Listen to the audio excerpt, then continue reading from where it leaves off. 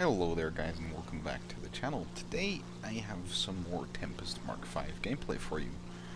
So it has been a while since I played the Tempest Mk.V. Out of the top of my head it has been about half a year or more. So I decided to go take it out again. Now we have plenty of targets right in front of us already. Now I'm gonna go ahead and try and save the Sterling because I didn't quite actually notice the guy right in front of my face passing, but that doesn't really matter now because we can't do anything about it. So there is a Yak-3 VK107 right in front of us. We get a very nice burst into the entire wingspan of his plane, so he definitely did not make it very difficult.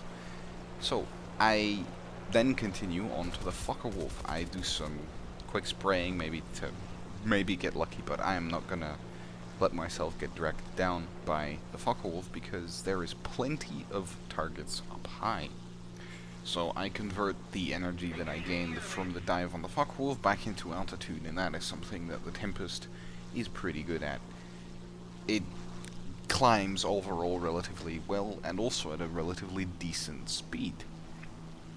Now it's definitely not the best, but it's not terrible. So I'm just scanning right now and looking for what targets I could be going for, and then I see that the F8F is harassing our Spitfire, so I decide to help him out because he's also relatively close.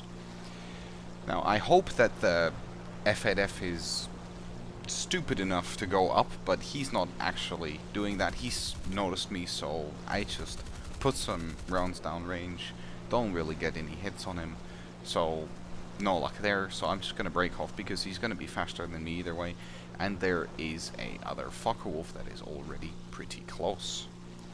Now, while I make my way over there, for no real particular reason, I decide to look around, and it is a good thing that I do, because there is a J7M1 approaching onto us relatively quickly.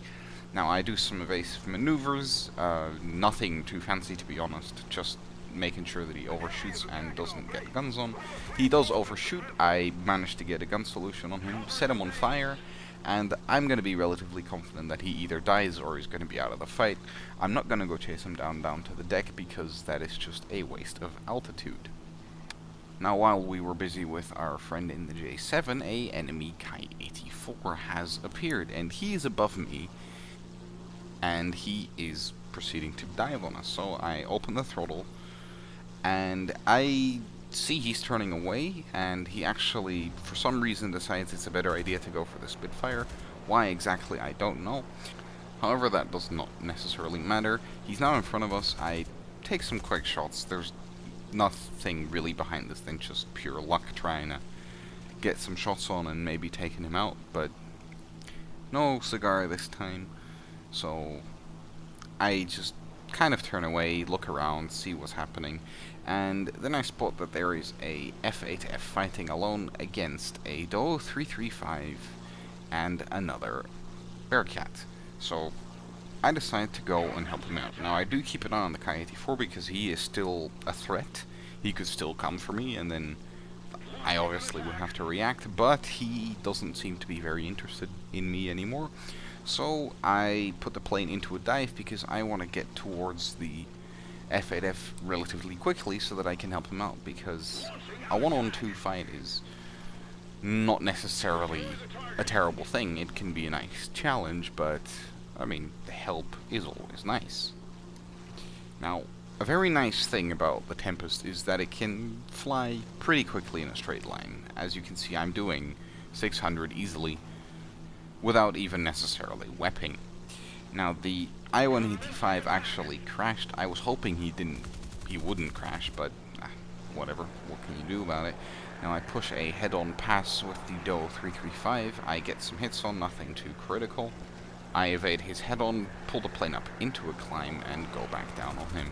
Now I just put some short bursts in because there's no real need to spray. However, he does take quite a few rounds to actually get taken out. Now I will put a jump cut here because it takes about 3 minutes of me flying before anything interesting happens again. So I will catch you when the action continues. So after a little bit of flying, we spotted ourselves two Focke-Wulfs. Now these guys are squatted together, so I do have to take into account that they are probably on voice comms, so this may be a more challenging fight. Now I do have a friendly Ki-87 relatively close, so that will be a nice help in this engagement. Now at first I actually thought these guys were AFK climbing, and weren't actually really paying attention to their surroundings. But then the leading Focke-Wulf puts the plane into a turn to go ahead and face me. Now, I try and predict his flight path and try and shoot into it, but I don't get any guns on. Then I turn my attention to the D13. Now, I can't quite get guns on either because the plane just won't go that fast into a turn, but he turns right in front of my guns, allowing me to be able to take him out. And it is quite nice because the Hispanos sometimes either completely destroy a plane when something like that happens, or you just get a numerous amount of hits. Now, right here, I actually make a big mistake. I put the plane into a climb, and I actually cut throttle, and that could have ended very, very badly.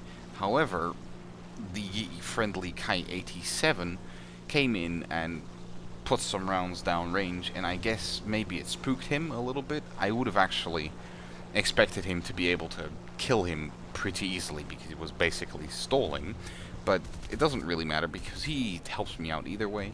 I put some rounds down range. They don't have very much effect, and well, this is a little awkward most of the time. Plane right in front of you and you're trying not to hit your ally, but you are trying to kill the enemy, but I obviously watch my fire.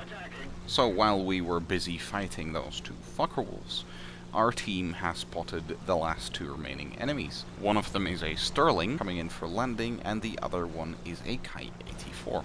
So we make our way over there to try and intercept them. Now at this point I don't really care necessarily about the engine anymore, so I just put it in a complete whip.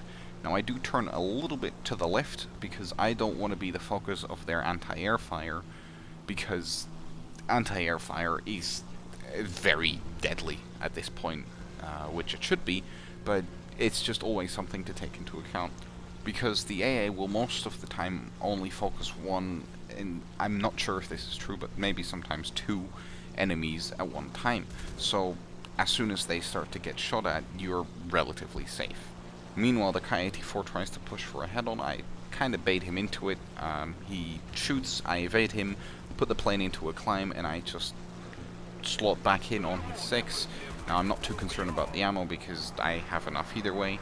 I get a nice, good shot on a relatively big section of his plane, therefore taking him out. And the enemy Sterling did get taken out as well.